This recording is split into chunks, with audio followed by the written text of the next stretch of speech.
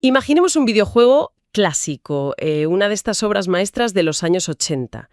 Si los desarrolladores hoy le actualizan los gráficos o los controles para las pantallas modernas, Pues sigue siendo el mismo juego, en el fondo. exacto, o sea, ha evolucionado para que las nuevas generaciones puedan disfrutarlo.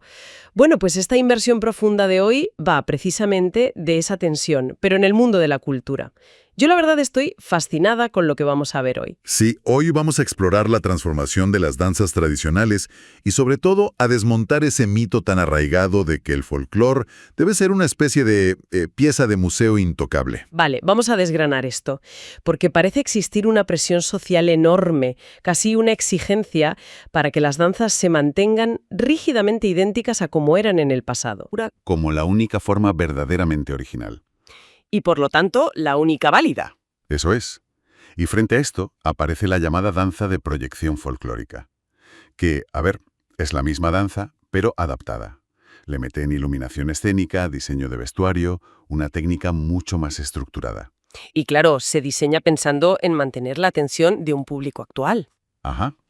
El gran dilema que atraviesa este estudio es si esa teatralización destruye la esencia de la danza o si por el contrario es su mecanismo de supervivencia natural. Es que es una línea muy fina. Nuestra intuición más, digamos, conservadora, nos dice que si le pones focos y maquillaje a una danza de un pueblo, pues la corrompes. Ya. Pero lo fascinante aquí es cómo la sociología moderna le da la vuelta a esa idea. El investigador Dan Benamos plantea que definir el folclore solo como algo inalterado es de hecho un invento de las universidades. Espera, ¿un invento académico? Tal cual. Piensa en los primeros antropólogos. Viajaban a un pueblo, documentaban un baile en un año concreto, y lo trataban como si fuera un insecto atrapado en ámbar. Claro, congelado en el tiempo para poder estudiarlo luego en el despacho. Exacto. Pero la gente que lo bailaba no vivía en un museo. Sus vidas cambiaban y sus bailes, pues también. Así que la proyección folclórica no es una traición. Es el mecanismo para no extinguirse. O sea, que los académicos fueron los que pausaron la película y luego se enfadaron cuando la gente quiso seguir dándole al play. Una analogía brillante, de verdad.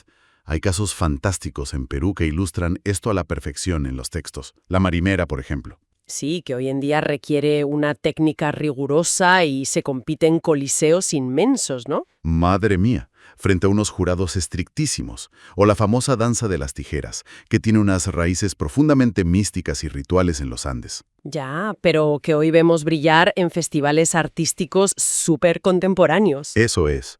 La forma ha mutado drásticamente para encajar en esos nuevos espacios. Vale, pero aquí es donde se pone realmente interesante la cosa.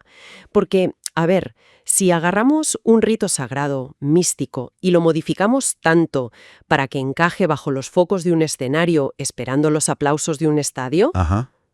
¿no corremos el riesgo real de vaciar todo ese significado original y quedarnos solo con el cascarón estético? Pues ese es el miedo principal.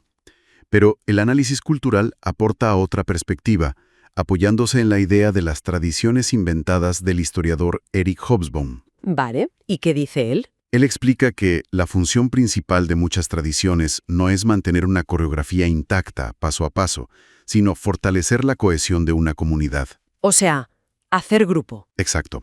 Si una danza ritual complejísima se simplifica para que los niños puedan bailarla en el patio del colegio o en una fiesta, pues no se está destruyendo. Claro, se le está modificando el formato para que cumpla su función social hoy. Eso es, lograr que esa nueva generación conecte con su grupo y sienta que pertenece a él. Entiendo. El código base sigue siendo crear ese sentido de comunidad.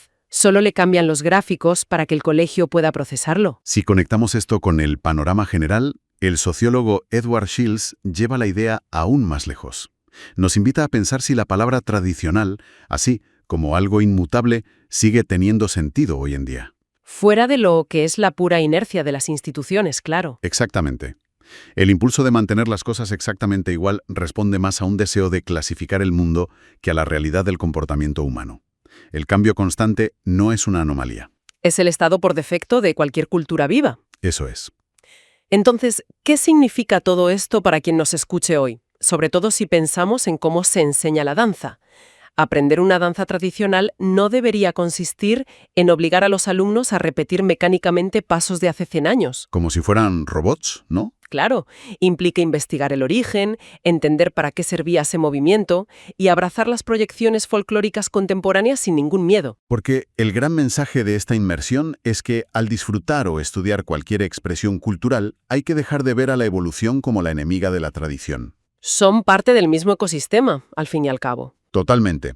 Y eso me deja con una última pregunta para reflexionar. A ver, Si una sociedad se empeña en prohibir que una tradición cambie, forzándola a mantenerse pura a toda costa, ¿acaso no la convierte en una simple recreación histórica vacía? Al negarle el derecho a evolucionar, paradójicamente, se le está arrebatando el dinamismo y la vida que la convirtieron en una tradición en primer lugar.